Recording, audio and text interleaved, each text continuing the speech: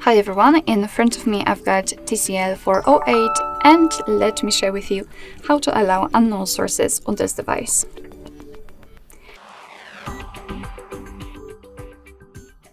So first of all we have to enter the settings and then let's scroll down in order to find the apps section. Let's tap on it. Then we have to tap on special app access and find the option install unknown apps. And as you can see right here, we've got the list of apps which are allowed or not allowed to install some content. And of course you can change it, just tap on it, let me pick Chrome and tap on this switcher. After getting back, you can see that the Chrome is right now allowed to install something. Be aware because you're doing it on your own responsibility because some third-party apps aren't verified by the developer. So you may put your data and actually whole device at risk. So remember about that and choose the apps wisely. Of course, it will work the same with all other apps. Just tap on it and tap on the switcher.